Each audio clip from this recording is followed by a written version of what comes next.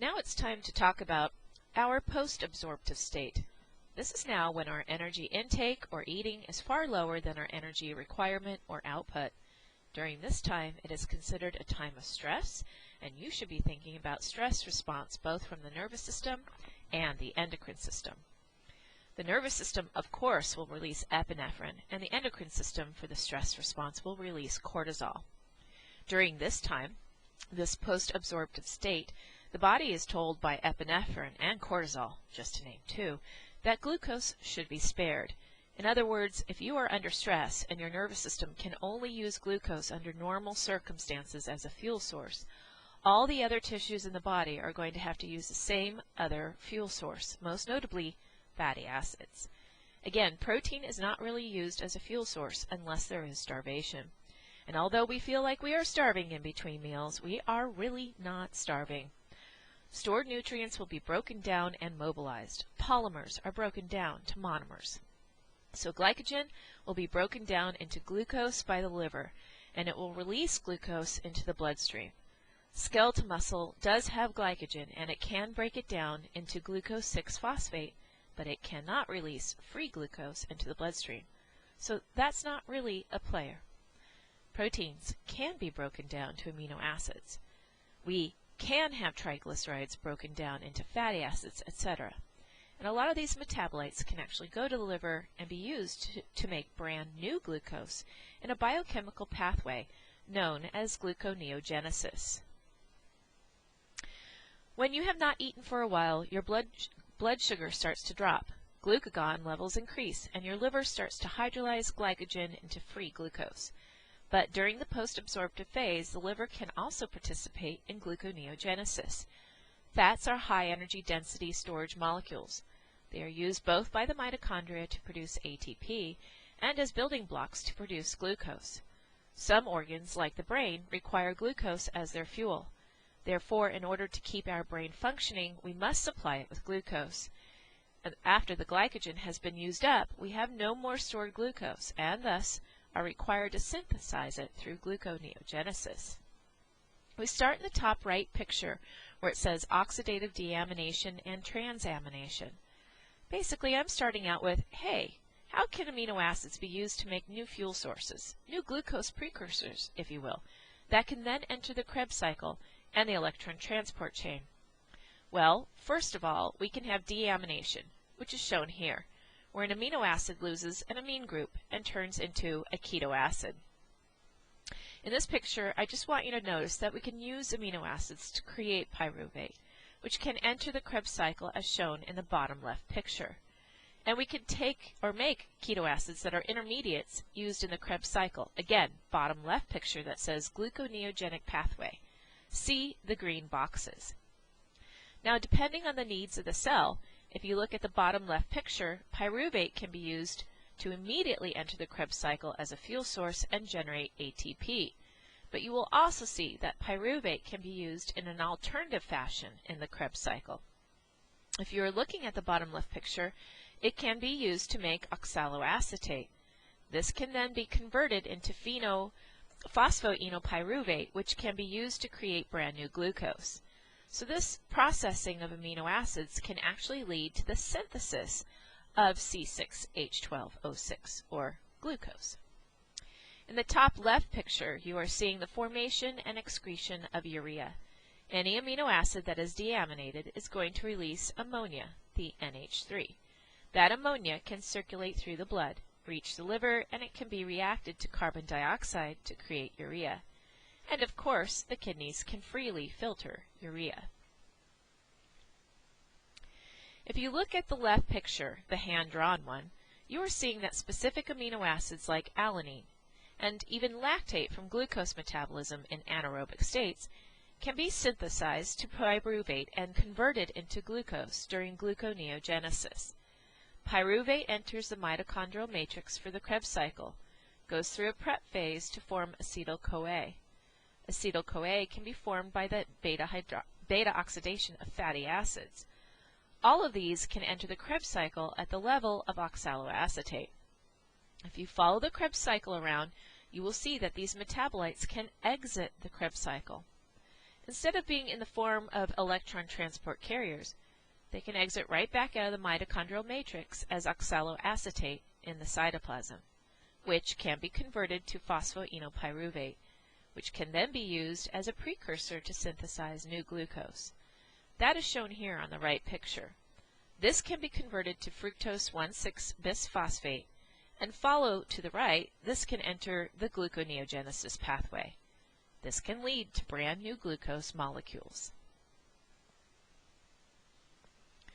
For the rest of this lecture, we need to focus on the regulation of the absorptive and post-absorptive metabolic pathways. It is important to know that we are going to be discussing insulin and glucagon. Both of them control blood glucose levels through a negative feedback mechanism. When blood glucose levels rise, this is going to be a stimulus for the beta cells of the pancreas to increase insulin secretion. And insulin isn't just for an increase in cells of the body to increase their uptake of glucose from the bloodstream. This is also going to be a chemical signal that will stimulate the liver and skeletal muscle to increase the glycogen synthesis inside them. It is also going to be an inhibitory signal to the liver for gluconeogenesis. And that is an important signal because it's basically telling the liver, hey, we've got enough glucose coming in. You don't need to use alternative fuel sources to make brand new glucose. So as the glucose levels rise, insulin causes the cells of the body to take up more glucose, and this will decrease plasma glucose.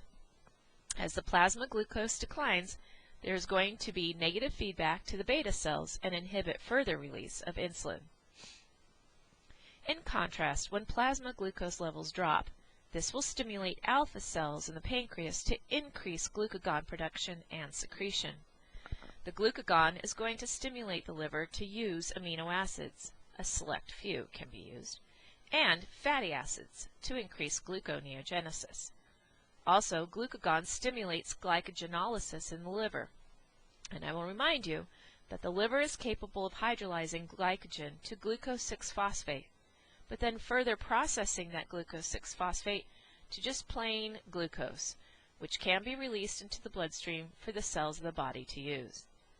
Also, glucagon is going to stimulate adipose tissue by increasing lipolysis, and this will release free fatty acids. All of this is going to stimulate the cells of the body to use alternative fuel sources. They are going to be using fatty acids, primarily, and even amino acids, if need be, although, again, that is reserved for times of starvation. This is going to have a glucose-sparing effect, so that the glucose is spared for the nervous system. I'm going to go into the role of insulin and glucagon in regulation of our absorptive and post-absorptive metabolism further in the next few slides.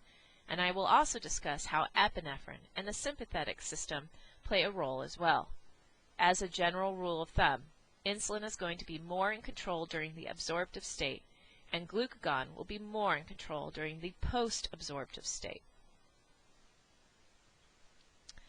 The metabolic adjustments that occur as the body switches from the post-absorptive to the absorptive states are going to be primarily under the control of insulin and levels of insulin in the blood plasma.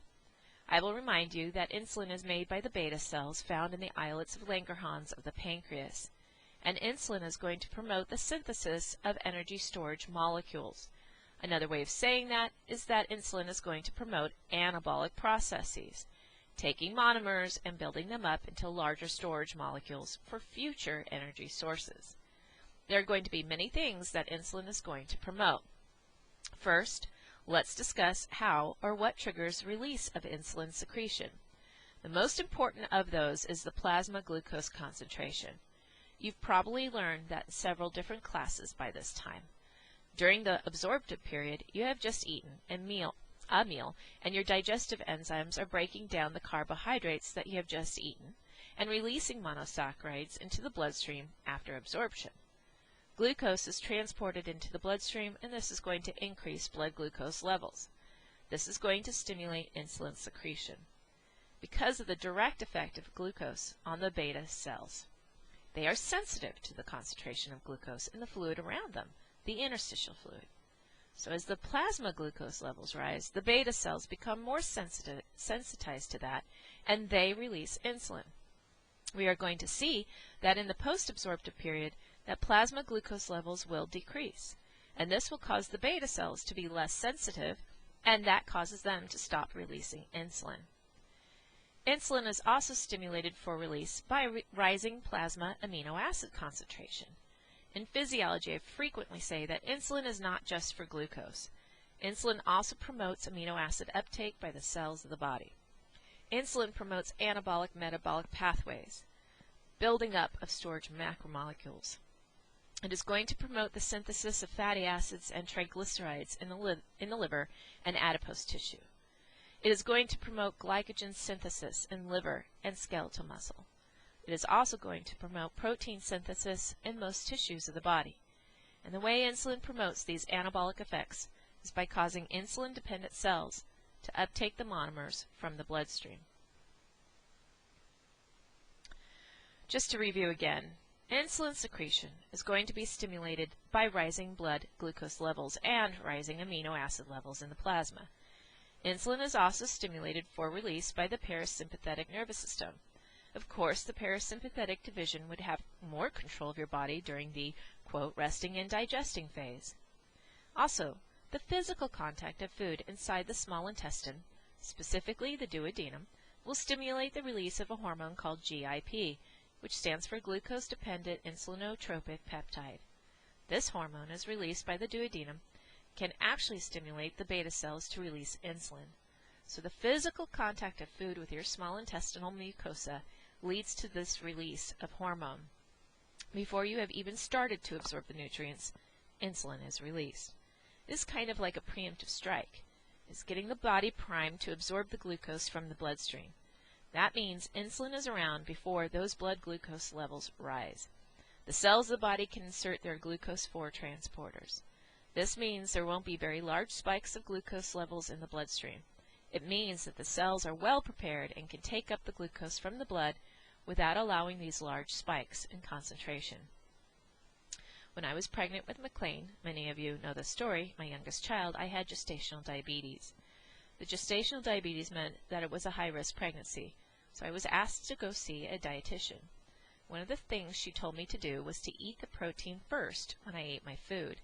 The idea was that once this protein was processed by my stomach and the chyme entered my small intestine, that the hormone GIP would prime my pancreas to release insulin, which would prime the cells in my body, the insulin-dependent cells in my body, to insert their glucose transporters, so that by the time I was eating the carbohydrates in my diet, the cells in my body would be very well prepped to handle that glucose load.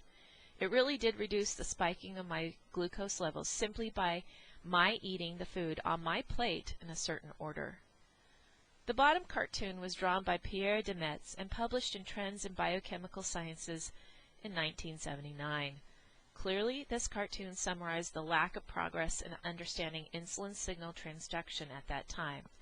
It was known that insulin interacted with a specific receptor in the plasma membrane, but how this led to the physiological effects of the hormone was obscure. After what I have told you about insulin in these last two slides, I hope you appreciate how far our understanding has come. Okay, let's move on to glucagon and the role it plays in the post-absorptive state. Glucagon is another peptide hormone released by the pancreas. Specifically, it is released by the alpha cells that are found in the islets of Langerhans. They are right next to the beta cells. It is fitting that the pancreas is making these antagonistic hormones by two different cell types. As I said, insulin focuses on the processes of the absorptive state, and now we need to focus on the processes of the post-absorptive state, which is going to be directed by glucagon. The actions of glucagon are going to be mobilization of the energy stores. It is going to lead to glycogenolysis in the liver. The liver can release glucose into the bloodstream.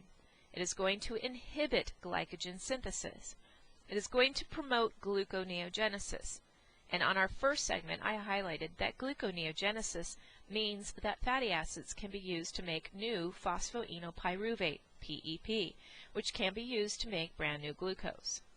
Also, some amino acids like alanine and glutamine can be used to make new phosphoenolpyruvate to make new glucose. Basically, we are using other substrates, fatty acids and select amino acids, to make new glucose.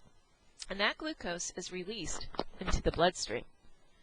Unfortunately, when amino acids are used for gluconeogenesis, it will lead to ketone production, and keto acid production is part of that process. That means that in between meals there is going to be ketoacidosis, especially if someone has gone for a long time between meals and they are metabolizing proteins. This will cause a drop in blood pH, aka metabolic acidosis.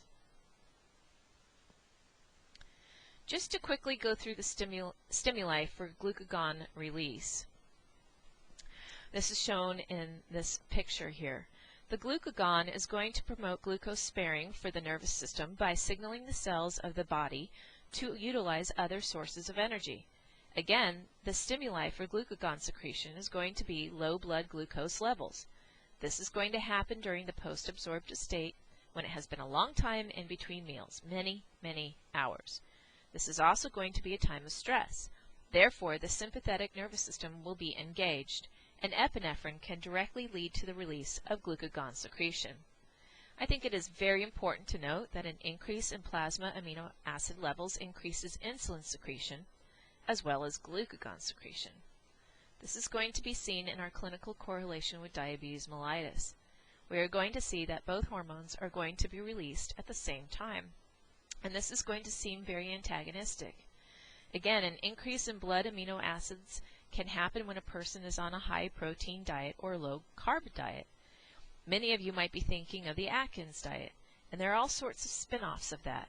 But when I had gestational diabetes, I was also told to increase my protein intake and reduce my carbs. I wasn't cutting them out of my diet. Rather, I was told to eat 6 to 8 servings of carbohydrates a day. But I needed to be mindful of portion sizes. This is something that most of us don't think of. For example, a portion of a carbohydrate is something like 15 grams. Well, if you look at your package for bread, you will see that a slice of bread is going to have a slightly higher value than 15 grams. It depends if you are buying white bread or wheat bread. The whole grain breads are better for you. Still, a whole slice of bread is going to be higher than 15 grams. Question to you: how do you make a sandwich? Most of us do not take out a single slice of bread, cut off 1/4 of it, and then take the remaining piece of bread and cut it in half to make a sandwich. But this is what we should be doing. That is a single serving of a carbohydrate, not including anything else we might put on it. So I had to be more mindful of my serving sizes. My protein content was really going up, and what happens with high protein, low carbohydrate diet is that insulin and glucagon are both going to be stimulated for release. This is going to appear that it is very antagonistic. If we consider what happens when we eat a meal rich in proteins but relatively low in carbohydrates, the nutrients start being absorbed. The plasma amino levels rise. The glucose levels either do not change because you didn't eat any carbs, or maybe they only rise slightly because you are watching your serving size, like when I was pregnant with McLean.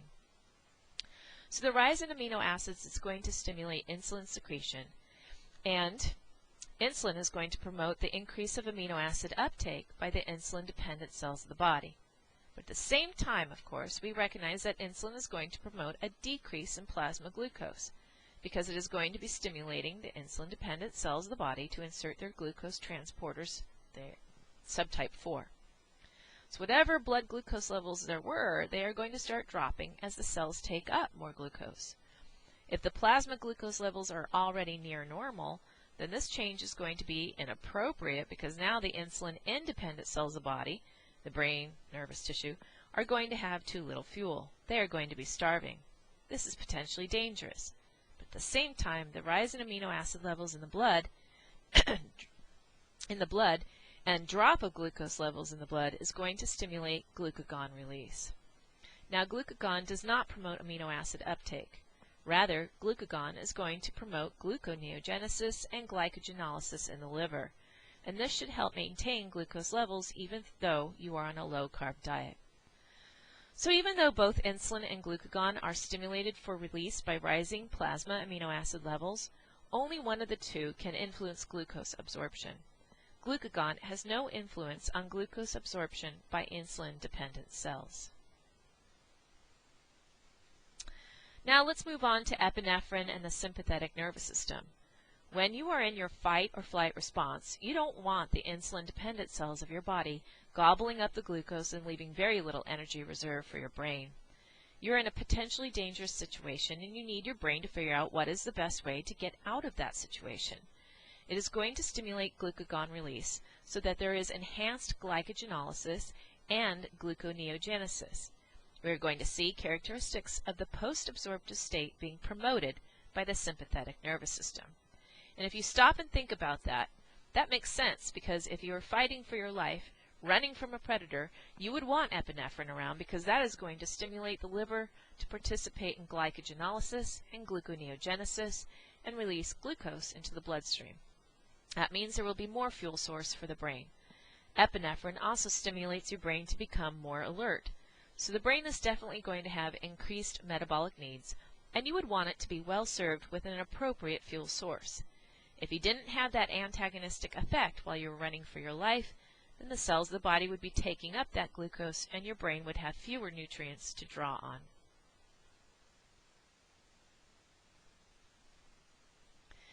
This is also a nice picture to show the negative feedback that occurs with the rising plasma glucose levels, causing an increase in insulin secretion. As I have already highlighted, this is going to be an anabolic hormone. The cells of the body are going to be promoted for glucose uptake, and in the liver and skeletal muscle we are going to see that excess glucose is used to make glycogen, the storage molecule. We are going to see that the liver will be inhibited in its processes for gluconeogenesis and glycogenolysis, and all of these activities together will lead to a decrease in plasma glucose, which will, of course, inhibit further release of insulin by the beta cells in the pancreas. Now let's compare the negative feedback loop for glucagon. As plasma glucose levels drop, the alpha cells release glucagon. This is going to be a catabolic hormone. It is going to promote gluconeogenesis in the liver, where it uses amino acids and fatty acids to make new sugar. There is also going to be promotion of glycogenolysis. In the adipose tissue, there is going to be release of fatty acids. Again, this is a glucose-sparing time.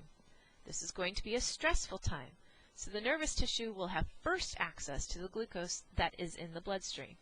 The other cells of the body, the insulin-dependent cells of the body, will have to use alternative fuel sources like fatty acids and, in extreme cases, amino acids. Now let's compare all these hormone levels with a focus on diabetes mellitus. With diabetes mellitus, we recognize that this means that a patient has elevated blood glucose levels, but the metabolism of that glucose is impaired for one of two reasons: either insulin deficiency, which is type 1, or a deficient insulin response, which is type 2. Gestational diabetes is a special case of type 2, actually listed in other category in your textbook. It is where the mother's cells are not as responsive to insulin. She is making insulin, but the pregnancy hormones are masking the effects, so her insulin receptors are downregulated, and therefore not as responsive to insulin. Of course, either of these cases is going to lead to hyperglycemia. That means elevated blood glucose levels. It means that the cells of the body are literally starving in the face of plenty. They cannot take up that glucose from the bloodstream. That means that they are resorting to other metabolites for fuel sources. They're going to go through their fatty acid fuels, and they are going to start tapping into those proteins as a potential fuel source. If they are tapping into the proteins and fats, this means that we are going to see ketoacidosis. That most certainly happens with uncontrolled diabetes mellitus, regardless of which type. There will be lots of ketoacids produced. There will be a drop in pH, and this can have deleterious effects in the body. We're going to learn a bit more about diabetes on the next slide. Not much, as we will have a whole lecture dedicated to diabetes in the future. Hyperglycemia, normally in a healthy individual, would suppress glucagon release. But we are not going to see, in the case of diabetes mellitus, that glucagon is controlled. It's uncontrolled. What is going to happen is that with decreased insulin, we are going to see changes in the alpha cells. Here's what happens. It turns out that the alpha cells in the pancreas are insulin dependent. So if you have a lack of insulin or a lack of cells' ability to be responsive to insulin, then that means that there is going to be an inhibitory effect for cells to allow glucose to enter the cells. In the case of the alpha cells, a lack of glucose entering them makes their physiology change to address that blood glucose levels are actually low. It's a trick. Let me say this again. Studies have shown that alpha cells are insulin dependent. I can provide papers, references if you want. I hope the irony of it all is not escaping you. If the cells of the body are not receiving insulin or are non-responsive to insulin, this applies even to alpha cells. That means they are getting reduced glucose coming into them. That causes their molecular machinery, their gene expression, to be tricked, fooled into believing that the body is in a post-absorptive state, low glucose levels. In fact, this is not the case. So these alpha cells are going to release large amounts of glucagon. The problems with all of these hormones being released at the same time is going to have deleterious effects. It is more deleterious in the type 1 diabetes because this person is not releasing insulin, as opposed to releasing insulin but just being non-responsive or not as responsive to it. In type 1, we have reduced insulin and excess glucagon. This is going to lead to overstimulation of lipolysis by the adipocytes, suppression of triglyceride synthesis in the liver, and this is going to lead to hyperlipidemia, which means that there are excessive fatty acids and lipids in the blood. This also means that the insulin-dependent cells in the body, which is the majority, are going to have to use these fatty acids for energy and or proteins for energy. The use of the fatty acids is going to lead to ketoacidosis. Why that? I have been explaining ketoacidosis for amino acid metabolism, but how can fatty acid metabolism lead to ketoacidosis as well? Well, if you go and listen to my metabolism lecture, you will hear about beta oxidation, a multi-step process in which long chains of fatty acids are cleaved 2 carbons at a time to release acetyl-CoA.